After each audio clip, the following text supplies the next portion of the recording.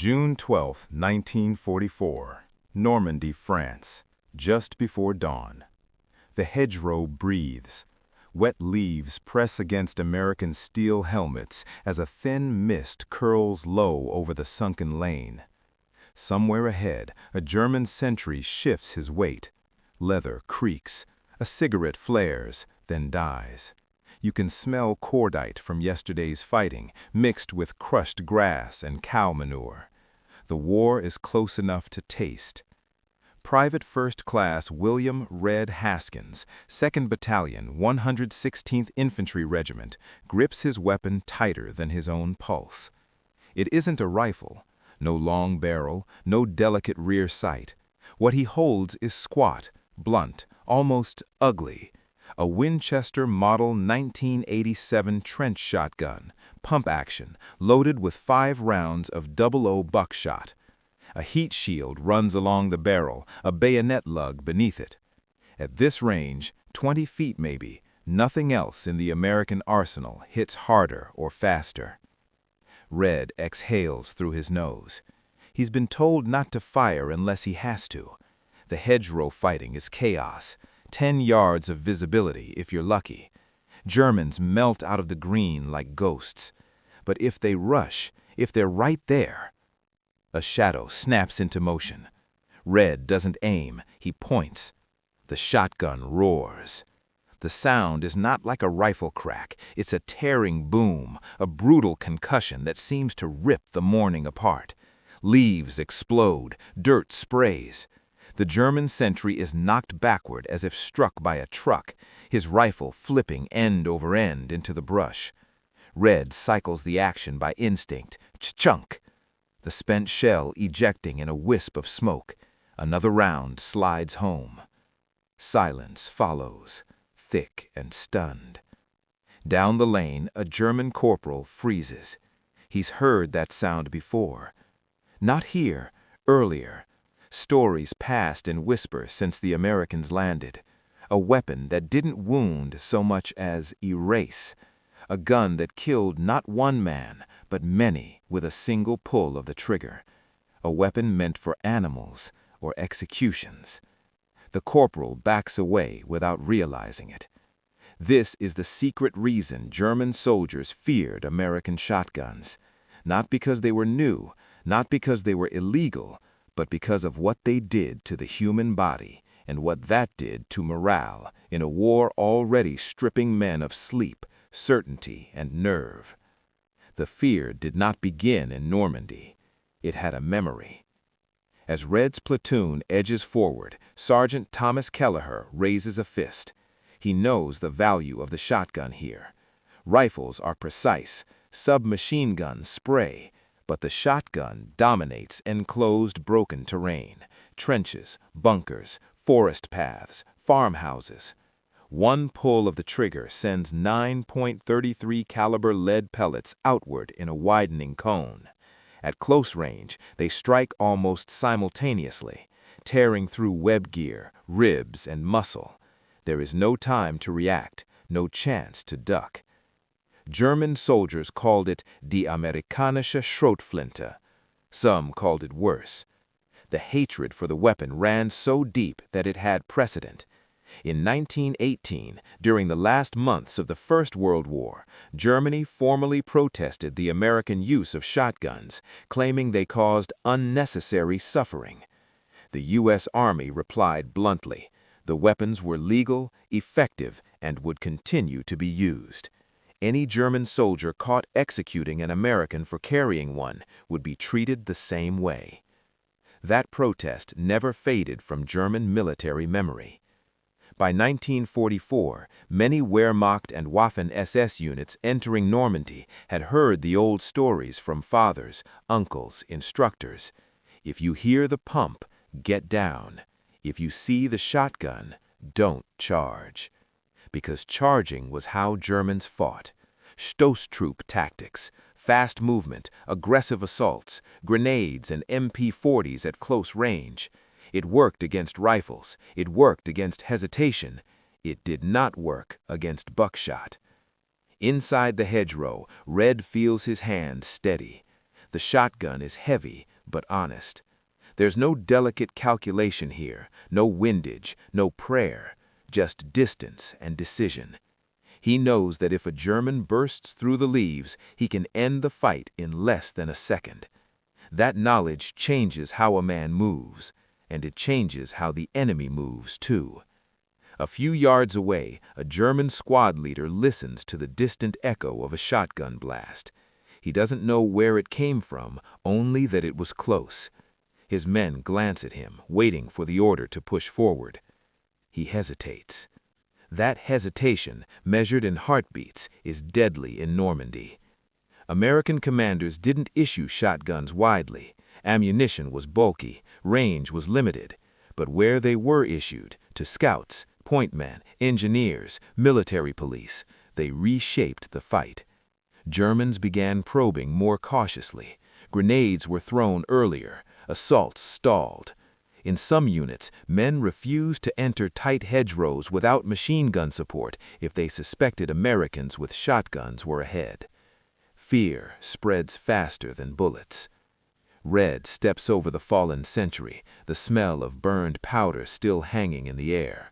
He doesn't look down. He works the pump once more, slow and deliberate. Cha-chunk. That sound travels. Somewhere beyond the next hedge, a German soldier hears it and feels his stomach drop. The German soldier who hears the pump-action sound in Normandy has never seen Red Haskins. He doesn't know his name, his unit, or his face. But the fear he feels is older than this field, older than the hedgerows themselves. It was born a generation earlier. September 26, 1918, the Argonne Forest, France. The forest is a maze of splintered trees and half-collapsed trenches. Mud clings to boots like glue. American doughboys push forward through smoke so thick it burns the eyes. From the German line comes machine gun fire, measured, deadly, confident. Then something breaks through the wire. Corporal Fred Lloyd, U.S. Army, carries a Winchester Model 1897 with a bayonet fixed. He doesn't fire immediately. He waits until he's inside the trench, until the walls close in and the distance shrinks to nothing. The first German he meets tries to swing his rifle up. The shotgun fires once. The blast echoes like thunder in a coffin. Buckshot slams into the man's chest and face at point-blank range. He drops without a sound. Lloyd racks the action and fires again, the recoil hammering his shoulder, the trench filling with smoke and screams. Within seconds, 3 men are down. Word spreads fast in enclosed spaces. By the end of that day, German officers are filing reports, strange reports. Men found dead with massive trauma, no clean bullet wounds. Bodies torn apart at close range. Survivors describing a weapon that kills instantly, even without precise aim. The German High Command takes notice. On September 19, 1918, the German government lodged a formal diplomatic protest against the United States. The shotgun, they argue, violates the laws of war. Its wounds are too destructive, too cruel, too final. The American response is icy and unapologetic. The shotgun is legal. It fires standard ammunition, and if Germany executes any American soldier for carrying one, the U.S. will respond in kind. The protest goes nowhere, but the memory sticks. Back in Normandy, that memory lives on in training manuals, in whispered warnings passed from veterans to replacements. The Wehrmacht is not a superstitious army, but it is a practical one. And practicality says this: close with an American rifleman, you might survive. Close with an American shotgunner, you probably won't. Red's platoon reaches a farmhouse half swallowed by ivy. Windows are dark, doors hang crooked. Sergeant Kelleher signals 2 men forward, one with a Garand, one with a shotgun. Red moves first. Inside, the air is stale and sour. Flies buzz lazily over broken furniture. A staircase rises to the left. Red takes it 2 steps at a time, shotgun tight to his shoulder. At the top, movement. A German soldier lunges from a doorway, MP40 halfway up. Red fires from the hip. At this range, 6 feet, the pattern hasn't spread. The buckshot hits as a single devastating mass. The man is thrown backward into the room, weapon clattering uselessly against the wall. Red racks the pump without looking. Downstairs, another German hears the blast. He doesn't rush up the stairs. He backs out the rear door and runs. This is what the Germans learned to fear. Not just the lethality, but the psychological certainty. Rifles give you a moment, a split second to duck, to return fire, to hope. The shotgun offers no such grace.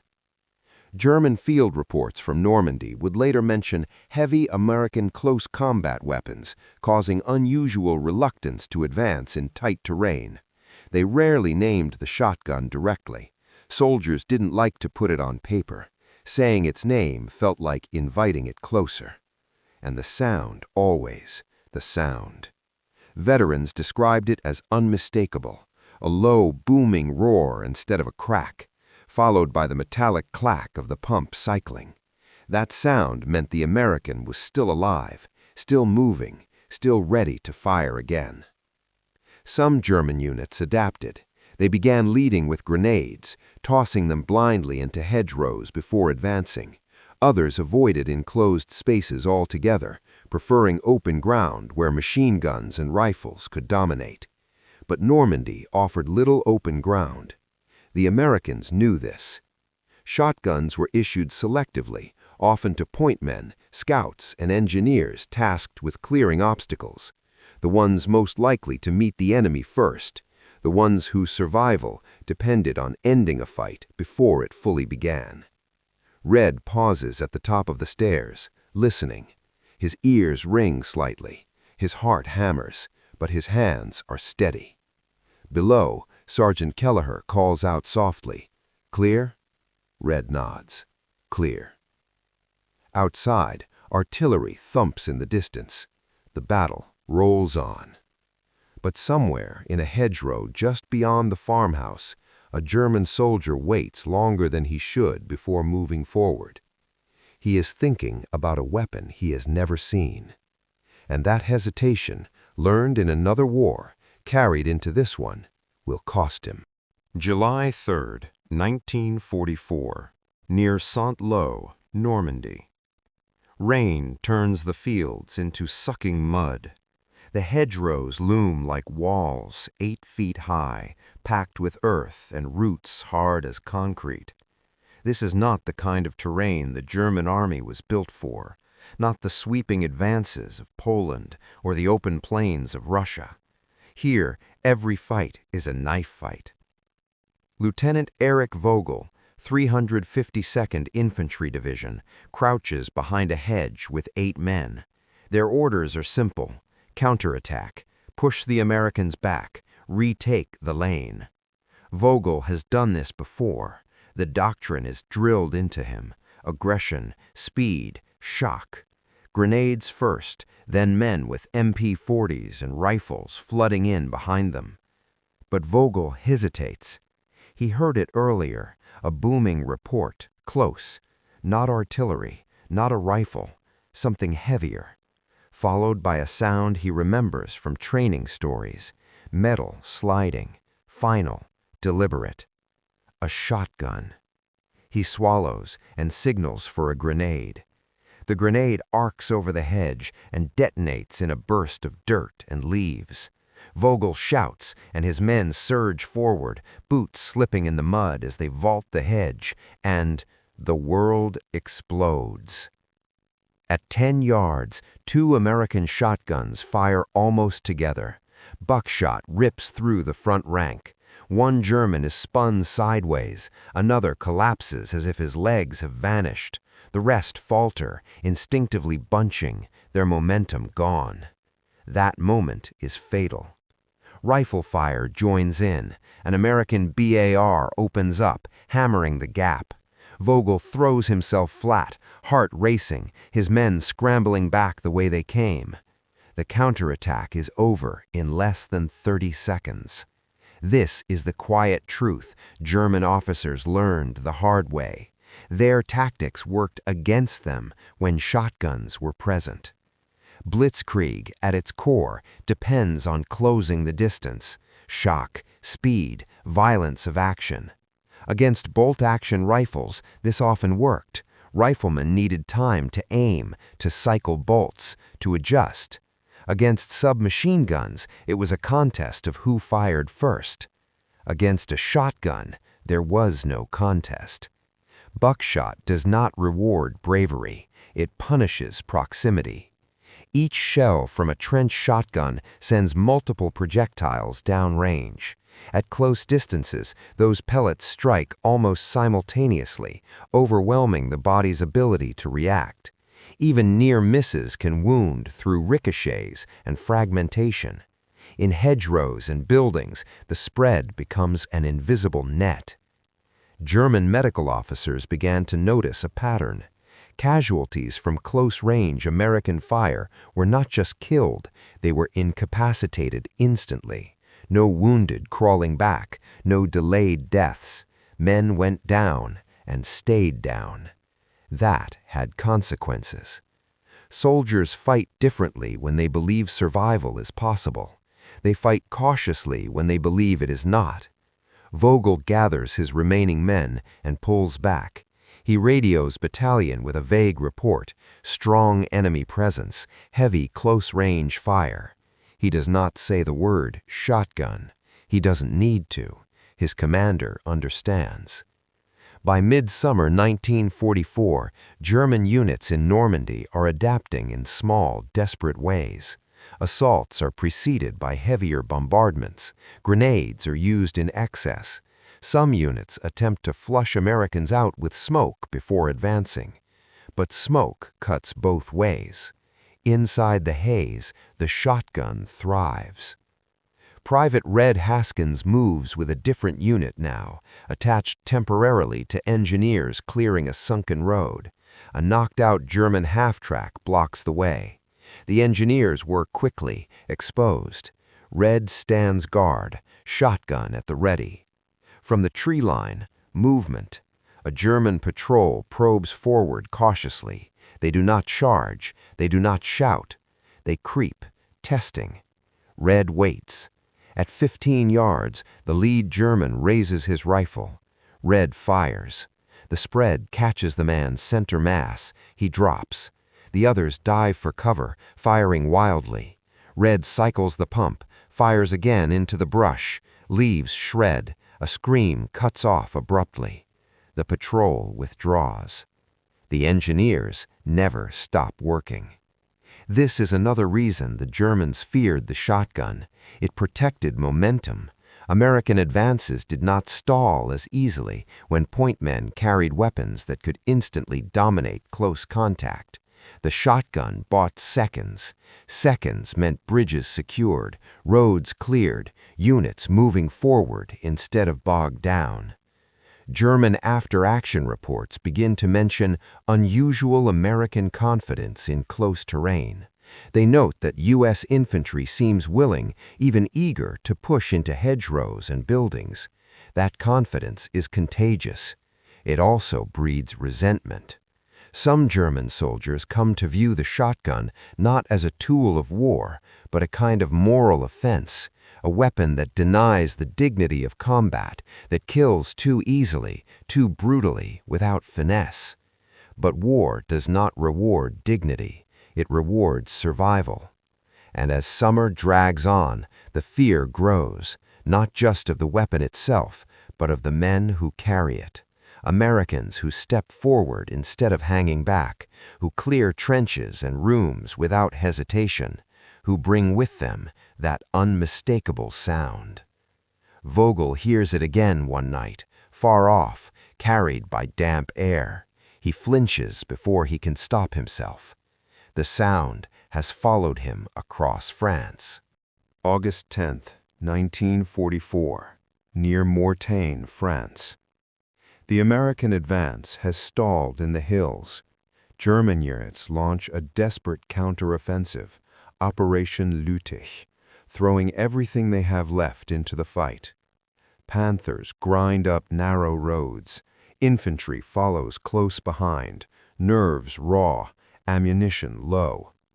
Gefreiter Karl Weiss, 17th SS Panzer Grenadier Division, wipes sweat from his eyes as he crouches behind a stone wall.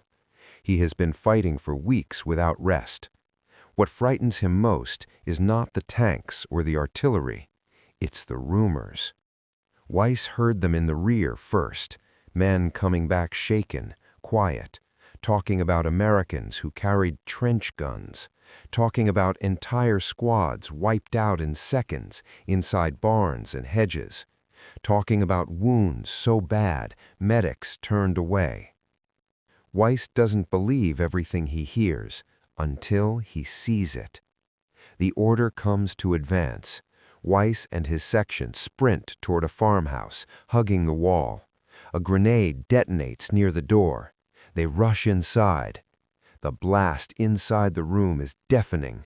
A single shotgun discharges, the sound trapped by stone walls. Weiss feels the concussion in his teeth. The man in front of him collapses backward, chest shredded. Another cries out, clutching his face, blinded by fragments and pellets. Weiss throws himself down, heart hammering, convinced for a split second that he's already dead. When the Americans pull back, leaving the farmhouse in smoke and blood, Weiss sits shaking. Anger follows fear. Anger demands an explanation. "This can't be allowed," someone mutters. "It's not a soldier's weapon." That idea spreads. German propaganda officers and some field commanders begin framing the shotgun as illegal, not just dangerous, but immoral, something outside the accepted roles of war.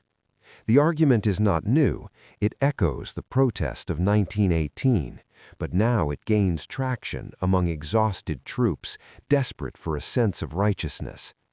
Calling the shotgun illegal does something important. It turns fear into moral outrage. If the enemy is cheating, then your fear is justified. Your hesitation is not weakness, it is proof that the enemy is barbaric. But this belief carries a dark edge. In isolated incidents, German soldiers threaten captured Americans who carry shotguns. Some warn them outright. Others confiscate the weapon with visible disgust. The U.S. Army is aware of these rumors and responds firmly. Any mistreatment of prisoners will be met with retaliation. Commanders remind their men to stay together, to mark shotguns clearly as issued equipment. The tension simmers but never fully explodes, because the Germans are losing. By late summer, American pressure is relentless. Shotguns appear not just in infantry units, but with military police, guarding road junctions and supply depots. Their role is not combat, but the effect is the same. German stragglers and infiltrators hesitate when they see the distinctive short barrel and heat shield. A checkpoint outside Avranches, night, rain. 2 German soldiers, separated from their unit, approach cautiously, hoping to slip through. They hear a voice, American, calm, confident. "Stop right there." They freeze. In the dim light, they see the weapon leveled at them. One whispers to the other. They drop their rifles without being told. The shotgun ends the encounter without a shot fired. This is another layer of the fear.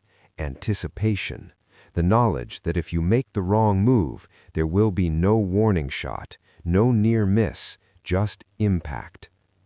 Weiss survives Mortagne, barely. He writes in a letter home, never mailed, about the American weapon that kills like a scythe. He doesn't mention its name. He doesn't need to.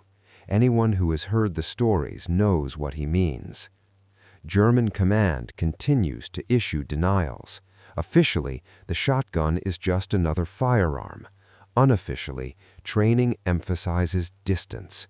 Avoid close combat with Americans whenever possible. Use firepower, not rushes. This is a stunning reversal for an army built on aggression. Fear has changed doctrine, and that fear is carried not by statistics or manuals, but by memory, by the sound in enclosed spaces, by the sight of men dropping instantly without drama or chance, by the knowledge that somewhere ahead an American infantryman may be waiting, finger on the trigger of a weapon the Germans have never found a way to counter at close range. September 14, 1944. Near Aachen, German border. The war has crossed into Germany itself.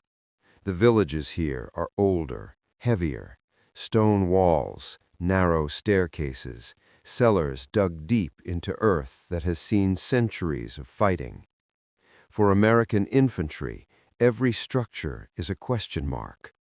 For German defenders, they are fortresses. Staff Sergeant Leonard Morales, 26th Infantry Regiment, crouches outside a concrete bunker overlooking a road. The bunker has already swallowed one squad. Grenades went in. No response came out. Silence like a held breath. Morales carries a shotgun. He's been chosen for this not because he's brave, but because he's calm. The shotgun is a thinking man's weapon in places like this. No wasted motion, no hesitation.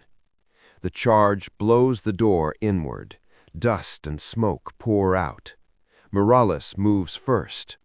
Inside, the world narrows to shadows and angles. A German soldier lunges from behind a machine gun mount. Morales fires once. The buckshot hits hard, ending the fight before it begins. He racks the pump and steps forward, muzzle leading his eyes. Cha-chunk! That sound fills the bunker.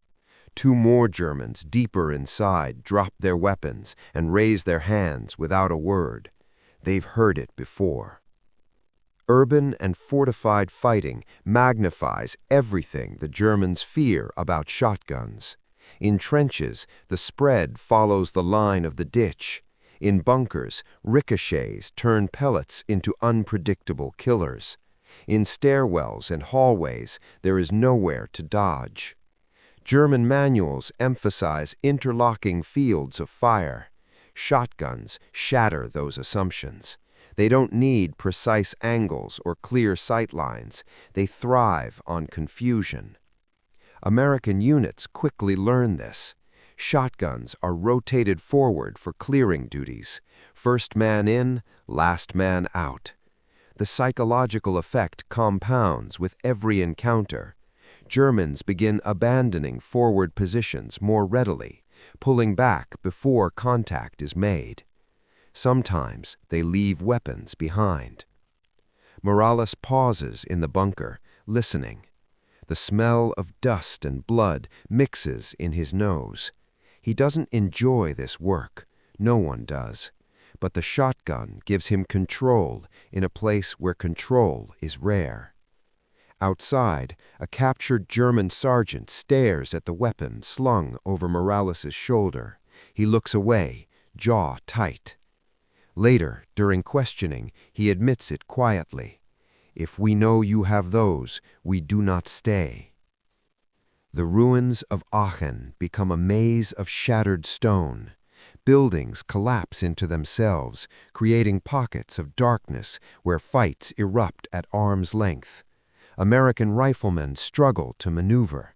Machine guns are too unwieldy. Shotguns come forward again. German soldiers start referring to certain buildings as Todeshäuser, death houses, places where squads go in and do not come out. The presence of a single shotgunner can change how an entire platoon approaches an objective. This is fear at scale. Not panic, but calculation. German commanders increasingly avoid close-quarter engagements altogether. They fall back to longer-range defenses where artillery and anti-tank weapons can do the work. But every retreat cedes ground. Every avoidance accelerates defeat. And the Americans notice. Shotguns become symbols within units, not official ones. No medals are given for carrying them, but practical ones. If you see a shotgun up front, it means the unit intends to move, to clear, to push. Morales hands his shotgun to a younger private after Aachen. His rotation is up. The private's hands shake at first, then steady. Keep it tight. Don't rush. Let them make the mistake. The private nods. Somewhere ahead, German defenders listen in the dark, straining for sounds, boots, voices, anything. And if they hear it, the low boom, followed by that mechanical certainty, they know the fight is already lost. October 21, 1944. Hürtgen Forest, Germany. The forest is wrong. Trees stand too close, their branches knitting the sky into a gray ceiling. The ground is a carpet of needles and mud, deadening footsteps, swallowing sound. Artillery crashes overhead, but down here the fighting is intimate and brutal. Obergefreiter Hans Becker grips his Karabiner 98K and listens. No shots, no shouting, just the forest, breathing. That's what frightens him. Becker's unit has been told Americans are probing again, small patrols, scouts, the kind of fighting where men vanish without witnesses. He knows what comes next. Everyone does. Someone will hear a noise. Someone will move too fast. And if the Americans are carrying shotguns... A branch snaps. Becker flinches, finger tightening on the trigger. His squad leader signals for silence. They wait. Seconds stretch. Sweat runs down Becker's spine despite the cold. Nothing happens. That's worse. By late 1944, the shotgun's reputation has outgrown its actual presence. Many American units don't even have them anymore. Lost, damaged, replaced by carbines and submachine guns. But the Germans don't know that. They assume. This is how fear matures into anticipation. German soldiers begin behaving as if shotguns are everywhere. Patrols slow to a crawl. Men bunch up less, spreading out unnaturally in tight terrain. Orders to probe American lines are delayed, questioned, softened. Morale erodes quietly. In letters home, German soldiers stop describing heroic attacks. They write about waiting, about listening, about the dread of close contact. Some complain bitterly about American weapons that require no skill, weapons that make courage irrelevant. That complaint reveals the truth. The shotgun has stripped away the illusion of control. Becker's unit finally advances, slowly, too slowly. An American patrol slips away unnoticed, having already marked German positions for artillery.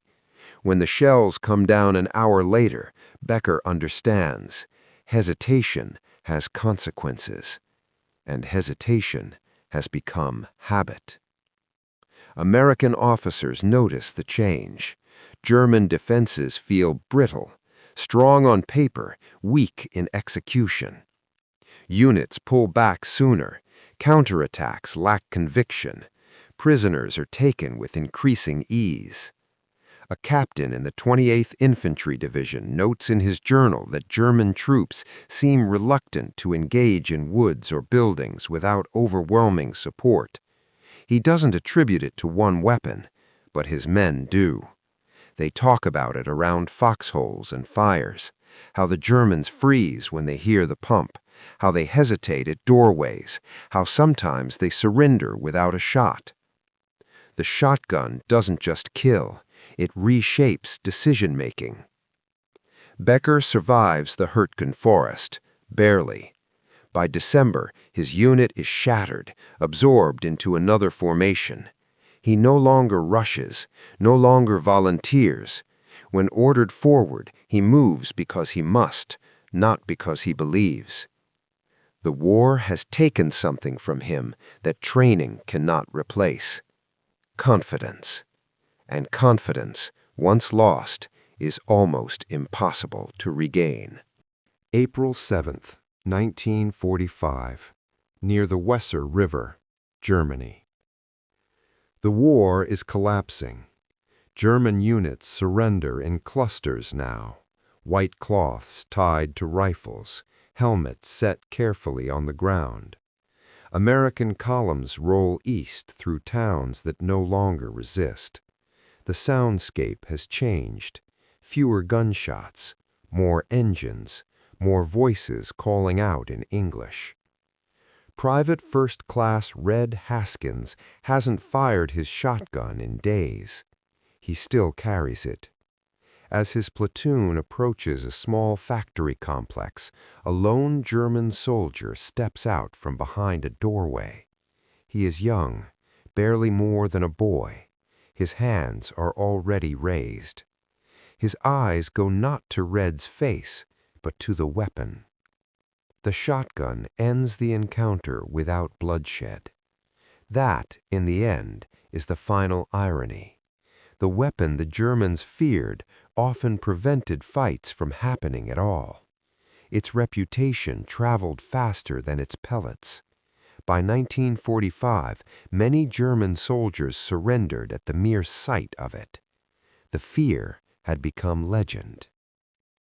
After the war, American veterans talk about the shotgun with a mix of respect and understatement.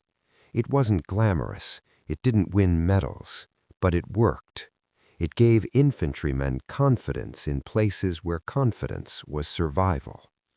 German veterans, when they speak of it at all, speak cautiously. They describe a sound, a feeling, a sudden certainty that rushing forward was a mistake. Historians later debate the weapon's actual impact. Numbers are hard to pin down. Shotguns were never common enough to decide battles on their own. But wars are not decided by numbers alone. They are decided by behavior. The American shotgun changed how German soldiers behaved. It slowed them. It made them cautious. It turned aggression into doubt. And in a war that demanded constant movement and pressure, doubt was deadly. Red slings his shotgun as his unit moves on. He doesn't think about fear or legend. He thinks about home. Behind him, the factory remains silent. The war ends weeks later. But long after the gunfire fades, the stories remain of a weapon that didn't just kill, but convinced the enemy not to fight at all. That is the secret reason Germans feared American shotguns.